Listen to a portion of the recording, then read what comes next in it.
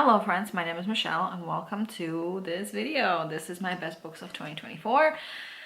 I've already filmed this once and all the footage got destroyed because my SD card decided to dip and be an absolute asshole at the very beginning of 2025. I'm going to talk about some honorable mentions and in my top books. 2024 was a difficult year, both personally and reading wise. Just like everybody else under the sun, I had a very mediocre reading year. I did give a lot of 3.5 and 4 stars. Very few 5 stars for me, and I only have a top 3. This has literally never happened to me. I always have a top 10. I have 1, 2, 3, 4, 5, 6, 8-ish, 9-ish honorable mentions because all these books I did like, and then we're going to talk about my top 3. Let's start just talking about my honorable mentions. I don't want to yap here for too long because I already yapped for too long yesterday when I tried this for the first time. I'm gonna start with the book that was the last book that I read in 2024, which only proved to me that I should never make these videos until the year is over and done with, because I genuinely finished this as we were ringing in 2025, and that is Bloom by Delilah S. Dawson. I feel like a lot of people loved that book this year. I only picked it up because I had nothing else to read that was manageable for a one-day read at the end of the year. This is about a 27-year-old woman called Rosemary who is, you know, just perusing a farmer's market one day, enjoying her freedom after a horrendous breakup with her ex-fiance. And she runs into the stall where an ethereal woman is selling soap, cupcakes, other things that she kind of just got from her farm in the middle of nowhere. And Rosemary becomes infatuated with her, and then it just kind of goes from there. It's very sweet, it's very tender at the beginning. You can completely see where Rosemary's psyche is at, and you can understand it. And then it takes a turn that I don't want to comp to a TV show or a book or a movie, even though the comp titles are in my head. But I don't want to spoil anything because it turns so gruesome that I want you to experience it for yourself. If you like a dark twist, like a really, really, really, really, really dark twist, this is the book for you.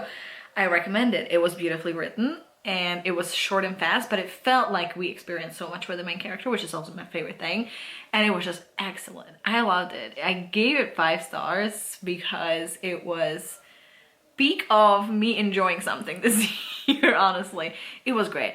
I was kicking my feet as we got to the dark twist, which perhaps is not the correct reaction you should have to those things, but I was just so delighted with how dark it turned because it was such a bizarre opposite to how it was juxtaposed at the beginning. I loved it because throughout the entire book you can feel the tension and you're just kind of wondering where it's going to go, and it does not disappoint. It really delivers all that it promises with the tension and then some. Let's talk about Her Majesty's Royal Coven. I think that this is on my list of honorable mentions only because I read it at the exact right time for me, which is when I was completely hyperfixating on Agatha all along. This fulfills the vibe, the atmosphere, the feeling of the coven is pretty much the same. The plot is a little different, but there's even a teen who is on a very important journey and the coven doesn't know whether they are going to kill the teen or not, and it's only to be determined like halfway through the book. It was fun. It was great. It was really immersive, but I genuinely don't think that I would have loved it as much as I did if I didn't read it during that hyperfixation. It deserves to be an honorable mention because I enjoyed it so much. And honestly, that's kind of all I have to say about this. It's fine, it's chunky, and if you're looking for something like Agatha All Along, if Agatha All Along ruled your life as much as it did mine this year, this is a good pick for you, I think. Next up, I'm going to talk about a random one, I think, again, and it's Exit West. These are not in any particular order, by the way. These are just honorable mentions, honestly. They all hold the same feeling of this was more than the average reading experience this year. So there's that. This is about a war-torn country where doors start appearing that lead to different places in the world that are perhaps not war-torn. And it is about many small characters and many glimpses and little vignettes, but it's mostly about this young couple who decide that they too want to, you know, go through a door and perhaps end up somewhere where they can start a life as a young couple. There are moments in this that are really gut-wrenching, but what I think I enjoy the most about this is that it's Yes, it is a little overwritten. It is a little flowery. You know I like my flowery overwritten stuff. We will get to that as well. What I like about this is that we'll often have very sad moments, but they will be shared in these little short snappy lines that kind of stab your heart, and then the scene ends or it moves on and it just leaves you reeling, and it leaves your brain going back to that moment where it did something so big and so important and so sad or heartbreaking, and then it just moved on. It always messes with my brain, and I loved it for that, I think. This is, on the other hand, very short and accessible, I think. Let's talk about a book I didn't think that would end up on my honorable mentions, and it is Wandering Stars by Tommy Orange. I never read There. Everybody seems to like that one, so maybe that should be next up on my list for 2025. Wandering Stars is a book I read in my failed attempt to read the Booker long list. I did not. I read 2 books off of them. I liked both of them, but this is the one that ended on my honorable mentions. This is kind of a family saga where you follow a family that's going through, honestly, a harrowing time, but it also kind of has these little glimpses into their past and into what their ancestors went through. And overall, even though it deals with such heavy matter, because you have almost anything from like substance abuse to just family dynamics being completely fucked up, I like that it was kind of told as a story. It kind of snuck up on me. Like I said, I didn't think it would be on this list, but when I was making the list, I realized that I wanted it on there because it wouldn't feel correct without it. If you just want to read a tale, a true tale that also tries to tell you something and also tries to showcase a family that could exist and has probably existed in the history of the world, this is a good one. It felt like I was reading an actual real-time family history, so I do appreciate that. Almost in tandem, I also read another book that ended up on these honorable mentions, that it's Sing Unburied Sing. I cannot tell you what this book is about aside from the basic skeleton of it. That it's about a family who is kind of road tripping to a prison to pick up the father of the family. And everything that happens around that. It's not even about what happened in the book, but rather how it made me feel. Something about the way Jasmine Ward writes really worked for me and really got under my skin. And I left this book emotionally reeling. I kind of set it down as I finished it and just stared at a wall. And it was one of those few 5 stars this year for me that really impacted me emotionally in the moment. As time went by, I think about it less than Wandering Stars, for example, but the feeling in the moment of finishing it was very memorable to me, and I really want to read more from this author this year. I do have a book on my TBR. It's Salvage the Bones. I know it deals with a hurricane situation, but I would also be interested in picking up her nonfiction. I haven't read a lot of nonfiction. I don't tend to read a lot of nonfiction, but there are authors such as this where I would be interested in what they have to say regardless of whether it's fiction or not. So I have 3 more books. I own all of them physically, so let's just go through them one by one. The next one I have here is LMNOP. I randomly heard about this book on TikTok about a year and a half ago, and then I picked it up this summer from a used bookstore during many bouts of retail therapy that I did in 2024. And this is very George Orwell-esque. This is about a town where people live by these historical figures, like, what would I even call a statement for the world? I don't know. He was famous for writing the shortest sentence while using all of the letters of the alphabet. That is, like, they treat him like he's a god for doing that. And then one day, one of the letters falls off because they have this sentence on a building somewhere or on a board somewhere. It doesn't matter, not the point. One of the letters falls off.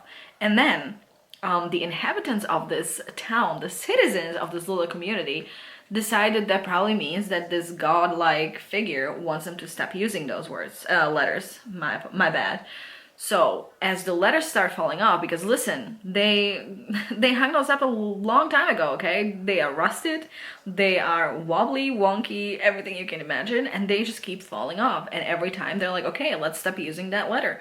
And then they decide, okay, let's punish everybody who still uses those letters. And it's honestly, do you understand what I'm saying? It's like George Orwell. I'm kind of surprised that it's not more of a classic. I really enjoyed what it wanted to say with that premise and with the events that unfold in this book. But I also really respected the author. I don't know who this person is. I've never heard about him before or after. I really respect him because dude was like, you know what, I'm also not gonna use those letters in the text. So it honestly becomes, at the end, such a jumble of short little letters and diary entries and whatnot without using all the letters that, you know, are no longer in use in this little community. It's masterful. I wanted it to be go a little harder, but I don't think that many words exist in the English language without those letters. It was a fun and fascinating time, and also a very short read, so I think I also liked it for that, not gonna lie to you. Speaking of short reads, this is How You Lose the Time War. Everybody talked about this book 75,000 years ago, and they continue talking about it and recommending it. Not me, I only just read that this year. It was fantastic. It made me cry. It's about these two women who are in a time war, obviously, and they start leaving little mementos and letters for each other, and it's all very poetic again and very heartbreaking. And it, I think, says a lot about what we do for each other and for ourselves, and what boundaries we are willing to cross and what we are willing to sacrifice, and how it can still end up not being your ideal scenario, etc, etc. It was just a short, quick read that, again, had an emotional impact on me, but I don't feel, now that about half a year has passed, like singing the praises too much longer. Also maybe because I already did yesterday, so I feel like I've already said everything. But I guess what I'm trying to say is the rumors are true. This book is great, and I cannot wait for The River Has Roots. Next honorable mention, and the last honorable mention that I have on this list, is a surprise to me, so it might be a surprise to you as well if you watch my videos more regularly. I don't know. This is on here. It's Ice, Guts, Throat and Bones. This is a short story collection, and you know that I don't really fuck with short stories that hard. I like them in what they stand for, but I'm so picky. I am so picky when it comes to short stories. I like one short story in 5 years, honestly. I am very, very picky. But two of these short stories, actually, I think about regularly. These are all dystopian, horror, thriller, something fucked up is going on, something speculative is going on in every one of them.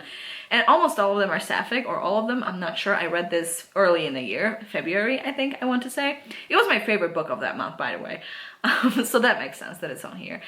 Two stories I go back to regularly. One of them is in a post-apocalyptic world where this group of people just go from one shelter to the next and try to survive.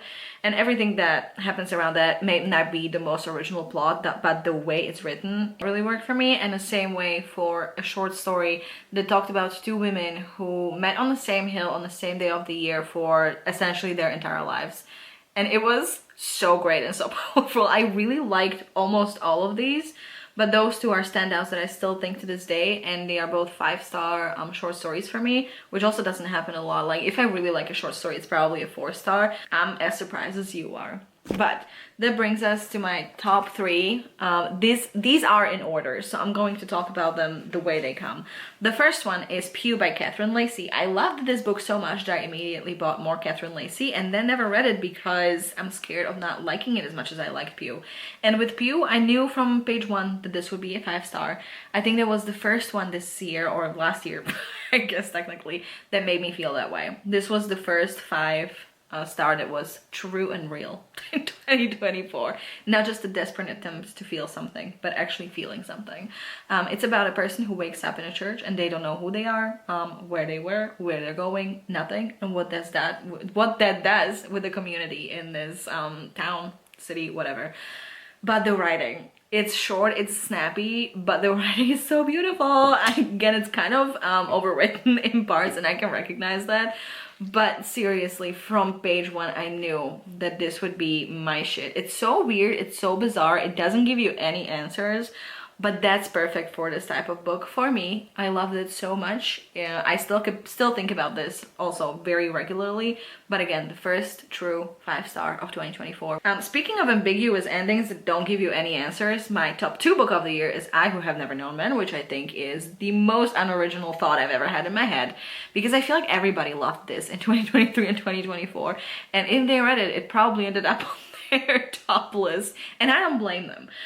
This one snuck up on me. It's about a group of women who are held captive in an underground cage, and then one day the guards disappear. They just got lucky that the cage was open at the time, so they venture out into the real world and try to find a place for themselves again in something that is not at all like the world that they remember. It was devastating. It was so beautifully written. The ending kind of makes you want to go back right to the beginning because it kind of ties together. So, you know, the circle of life or something, I guess, I don't know. And again, you want answers so badly, but this book doesn't give you a single freaking one. Like, not a single answer is given. It's all just up to your interpretation and what you think and what you take it for. And the main character and the journey that she goes on as the youngest person in this group honestly fucked me up for life. I think about her situation by the end of this book every day. It's again so short. This is translated, by the way, and it was awesome. This copy, I want to be nice, it's translated from the French by Ross Schwartz. Excellent. Again, the rumors are true. This book is really great. That gets us to my top book of the year, which I also read in December, about halfway through December. I love this book so much with my entire heart. This is my top book of the year because it's the only book that was, one, beautifully written in my opinion, but also completely destroyed me emotionally. Like, this book really packed everything in such an extreme capacity. Like, I Who Have Never Known Men is also really well written and it also destroyed me, but when I compare it to what this book did to me, that is just a cup of tea, no sugar, nothing, just a lukewarm cup of tea compared to Shark Heart. This book tore my heart out because I let it, and then it stomped on it, and then it tore it to pieces, and then it ate it. And it had a good time doing all those things. And I had a good time doing this. This is about a recently married couple where the husband is a month or two after the wedding diagnosed with a mutation that will eventually turn him into a shark. These mutations are very normal in this world. And it's literally just about their relationship. It is also about the husband, the wife, but also other family members. But all of it, again, very poetic. This book read like poetry. I know that I picked this up because I heard Lexi talk about this in a video, in a wrap-up video, I think. And she just read a little part where the husband was just awake at night, already diagnosed with this mutation, just having read about echolocation and just staring at his wife in the middle of the night. And then she woke up and she was like, what the fuck are you doing?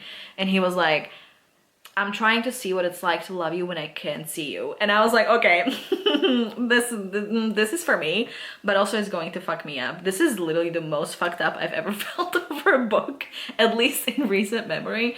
I literally started crying on page 1, and then I just continued crying in little bouts and pieces, sometimes in sob fests. Because losing your partner is my #1 fear in life. I love my girlfriend so much, and just the idea of anything ever happening to her, and the threshold for me is her having a cold, is devastating to me. I cannot bear with it. If you have a fear like that, or if it's something that crosses your mind, or is something that is like a devastating idea to you, which, I mean, makes freaking sense, heartbreaking. But I let it get under my skin. I let it destroy me. It was worth every second. Like, truly not a single other book in 2024 made me feel the way Shark Heart made me feel. It was like when people read A Little Life. Okay, that's my emotional state upon finishing Shark Heart. I'm gonna wrap it up there. Thank you for joining me for this ride. I hope this SD card Thank you so much for being here. Thank you for your patience in 2024. I know I posted approximately 2 videos last year. I really want to change that this year. Hopefully that will actually come to a fruition. We'll see. But please feel free to subscribe if you haven't yet. I would love to have you here. It's honestly great motivation to even do anything with this channel.